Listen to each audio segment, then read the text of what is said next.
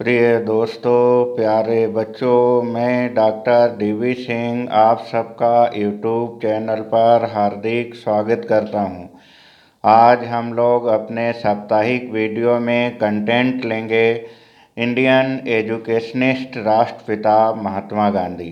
राष्ट्रपिता महात्मा गांधी के जीवन दर्शन और शिक्षा दर्शन की चर्चा करेंगे। महात्मा गांधी के व्यक्तित्व, जीवन दर्शन और शिक्षा दर्शन को अच्छे से समझने के लिए इस वीडियो को लास्ट तक ज़रूर देखिएगा। आपको ज्ञात है, फिलोसफिकल फाउंडेशन ऑफ एजुकेशन के तहत हमारे चैनल पर सीरीज चल रही है, जिसके तहत वेस्टर्न स्कूल्स ऑफ फिलॉसफी के अंतर्गत हमने 10 दार्शनिक विचारधाराओं को पहले पढ़ा और उसके बाद इंडियन स्कूल्स ऑफ फिलॉसफी के अंतर्गत 5 दार्शनिक विचारधाराओं को पढ़ा। अब पार्ट ए और पार्ट बी हम आपको पढ़ा चुके हैं। अब पार्ट सी में इंडियन एजुकेशनल थिंकर्स, एजुकेशनिस्ट, 4 महत्वपूर्ण व्यक्तित्वों को जो भारतीय शिक्षा शास्त्री हैं उनका अध्ययन करेंगे। उसमें सभी सिलेबस में यह टॉपिक शामिल हैं। महात्मा गांधी, नंबर 2 रविन्द्रनाथ टैगोर, नंबर 3 विवेकानंद और नंबर 4 महर्षि अरविंदो। और पार्ट सी के महान शिक्षा शास्त्री व्यक्तित्व में पहला व्यक्तित्व आता है महात्मा गांधी का, जिसका आज हम विस्तृत अध्ययन करेंगे। हमारी यह एजुकेशनल सीरीज सभी प्रकार के प्रतियोगियों, inter education, BA, MA, BEd, MEd, BTC, UP TET, C TET और यूजीसी नेट एजुकेशन के लिए उपयोगी है। अतः सभी जिज्ञासु विद्यार्थी, सक्रिय प्रतियोगी और जागरूक नागरिकों के लिए यह सीरीज उपयोगी है। अतः सभी सब्सक्राइबर परिवार के सदस्यों से आग्रह है कि यह सीरीज सभी ज़रूरतमंद विद्यार्थियों तक पहुंचाना सुनिश्चित करें। यदि आप चैनल पर नए हैं तो लाइक, सब्सक्राइब करना ना भूलें। चलिए आज हम शुरू करते हैं इंडियन एजुकेशनिस्ट राष्ट्रपिता महात्मा गांधी। महात्मा गांधी को आप सभी लोग एक महान व्यक्तित्व, महान राजनेता, महान दार्शनिक, महान समाज सुधारक और भारतीय राष्ट्रपिता के रूप में जानते हैं। उनके व्यक्तित्व का एक भाग भारतीय शिक्षा शास्त्री के रूप में भी था। आज हम भारतीय शिक्षा शास्त्री के उनके व्यक्तित्व का अध्ययन करेंगे। सबसे पहले जीवन दर्शन पे आते हैं। महात्मा गांधी का जन्म 2 अक्टूबर 1869 को गुजरात प्रांत के कठियावाड़ के पोरबंदर नामक स्थान पर हुआ था। इनके पिता का नाम करमचंद गांधी और माता का नाम पुतलीबाई था और इस प्रकार इनका पूरा नाम था मोहनदास करमचंद गांधी। 13 वर्ष की आयु में इनका एक बालिका कस्तूरबा से विवाह हुआ था। तो इस तरीके से इनके जीवन के महत्वपूर्ण तथ्य थे और गांधी जी के जीवन दर्शन के 4 महत्वपूर्ण तथ्य अन्य महत्वपूर्ण तत्व एलिमेंट के रूप में इस प्रकार हैं।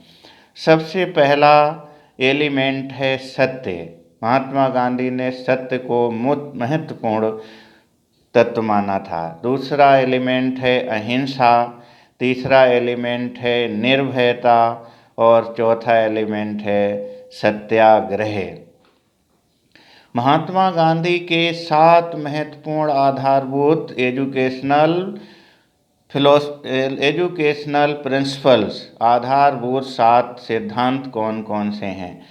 नंबर 1 सिद्धांत महात्मा गांधी ने दिया था कि भारत के सभी 7 से 14 वर्ष तक के बच्चों को निःशुल्क और अनिवार्य शिक्षा दी जानी चाहिए। नंबर 2 उनका सिद्धांत था शिक्षा का माध्यम मातृभाषा में होना चाहिए। नंबर 3 उनका सिद्धांत था मानवीय गुणों का सर्वोत्तम विकास किया जाना चाहिए। नंबर 4 सिद्धांत था मन, शरीर, आत्मा और हृदय का सामंजस्यपूर्ण विकास होना चाहिए। नंबर 5 हस्तकला के माध्यम से प्रत्येक बालक को स्वावलंबी बनाया जाना चाहिए। नंबर 6 क्रिया द्वारा सीखने पर उन्होंने सर्वाधिक बल दिया था। नंबर 7 सभी विषयों की शिक्षा किसी उत्पादक उद्योग या स्थानीय माध्यम द्वारा दिया जाना चाहिए। तो यह 7 आधारभूत सिद्धांत हैं महात्मा गांधी के शिक्षा दर्शन में। अब महात्मा गांधी के द्वारा दी गई शिक्षा की परिभाषा को अब हम समझेंगे। महात्मा गांधी ने कहा था, शिक्षा से मेरा अभिप्राय बालक और मनुष्य के शरीर, मस्तिष्क और आत्मा में अंतर्निहित सर्वांगीण तत्वों का सर्वोत्तम विकास सुनिश्चित करना है। यह महात्मा गांधी की शिक्षा की परिभाषा थी। महात्मा गांधी के द्वारा शिक्षा के उद्देश्य, महात्मा गांधी ने शिक्षा के 2 उद्देश्य बताए, एक तत्कालिक उद्देश्य, दूसरा अंतिम उद्देश्य। तत्कालिक उद्देश्य उन्होंने कहा बालक को आत्मनिर्भर बनाना, स्वावलंबी बनाना, और शिक्षा का अंतिम उद्देश्य उन्होंने कहा आत्मानुभूति की प्राप्ति करना। वह अंतिम उद्देश्य क्या था? आत्मानुभूति की प्राप्ति करना। महात्मा गांधी के अनुसार कैरिकुलम एजुकेशन का क्या होना चाहिए, पाठ्यक्रम क्या होना चाहिए? उनका कहना था पाठ्यक्रम में बेसिक क्राफ्ट को शामिल किया जाना चाहिए, मातृभाषा को शामिल किया जाना चाहिए, गणित को, सामाजिक विषय को शामिल किया जाना चाहिए, सामान्य विज्ञान को सम्मिलित किया जाना चाहिए, संगीत और ड्राइंग क्राफ्ट को सम्मिलित किया जाना चाहिए। महात्मा गांधी और शिक्षण विधियाँ। महात्मा गांधी के अनुसार शिक्षण विधियाँ, नंबर 1 शारीरिक अंगों का विवेकपूर्ण प्रयोग करके सिखाना चाहिए। नंबर 2 क्रिया द्वारा सिखाना चाहिए, लर्निंग बाई डूइंग। इस क्रिया द्वारा सिखाने पर महात्मा गांधी ने सर्वाधिक बल दिया। नंबर 4 सीखने की प्रक्रियाओं में समन्वय विधि द्वारा सिखाना चाहिए। और नंबर 5 मानस, वचन, विचार तथा कर्म द्वारा सिखाना। ये 5वां शिक्षण विधि महात्मा गांधी की थी। महात्मा गांधी ने 2 महत्वपूर्ण सूत्र भी बताए जो अक्सर कंपटीशन में और एजुकेशन के सभी सिलेबस में पूछे जाते हैं। महात्मा गांधी ने एक सूत्र दिया था 3H। 3H का विस्तार है हैंड, हार्ट एंड हेड, अर्थात शिक्षा के द्वारा मस्तिष्क का विकास करना, हृदय का विकास करना, और हैंड को आत्मनिर्भर अर्थात स्वावलंबी बनाना। बालक को शिक्षा के द्वारा बौद्धिक विकास करना, बालक का शिक्षा के द्वारा आत्मीय हृदयिक विकास करना, और बालक को शिक्षा के द्वारा आत्मनिर्भर स्वावलंबी बनाना। तो पहला सूत्र आप समझ गए होंगे।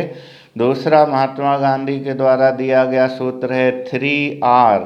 3R का विस्तार है रीडिंग, राइटिंग, अर्थमेटिक, अर्थात शिक्षा का उद्देश्य है कि हमको बालक को लिखना पढ़ना सिखाना, राइटिंग सिखाना, लिखना पढ़ना सिखाना, और गणित का सामान्य ज्ञान कराना।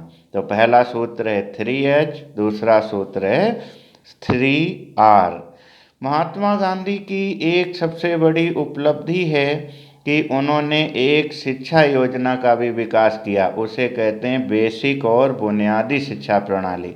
बेसिक और बुनियादी शिक्षा प्रणाली का जन्म कहाँ हुआ था? महाराष्ट्र प्रांत के वर्धा नामक स्थान पर सन 1937 ईस्वी में शिक्षा सम्मेलन आयोजित किया गया था, जिसके महासचिव जाकिर हुसैन थे, और जाकिर हुसैन समिति की सिफारिश पर एक शिक्षा योजना विकसित की गई, जिसे 1937 वर्धा शिक्षा योजना कहते हैं या बेसिक और बुनियादी शिक्षा योजना कहते हैं। बेसिक और बुनियादी शिक्षा योजना बाल केंद्रित शिक्षा योजना है। कैसी है? बाल केंद्रित शिक्षा योजना। और महात्मा गांधी को विभिन्न प्रकार के दार्शनिक सिद्धांतों का समर्थक माना जाता है, अर्थात उनके दार्शनिक सिद्धांतों में आदर्शवाद की भी झलक है, प्रकृतिवाद की भी झलक है, यथार्थवाद की भी झलक है, प्रयोजनवाद की झलक है और मानवतावाद की झलक है। लेकिन महात्मा गांधी के शैक्षिक और जीवन दर्शन का सर्वाधिक झुकाव किसकी ओर था? उनका झुकाव मानवतावाद की ओर था। और महात्मा गांधी ने कहा था, मनसा वाचा कर्मणा, मन से, वचन से, भाषण से व्यक्ति को कर्म से सत्य होना चाहिए। तो महात्मा गांधी के 4 महत्वपूर्ण तत्व और अस्त्र कौन कौन से हैं? नंबर 1 सत्य, नंबर 2 अहिंसा, नंबर 3 निर्भयता, नंबर 4 सत्याग्रह। वीडियो का समय पूरा हो रहा है, इसलिए महत्वपूर्ण तथ्यों को समेटते हैं। महात्मा गांधी का शैक्षिक प्रभाव क्या पड़ा? भारत की शिक्षा व्यवस्था पर क्या प्रभाव पड़ा? नंबर 1 भारतीय विचारकों पर उनके शैक्षिक दर्शन का विशेष प्रभाव पड़ा।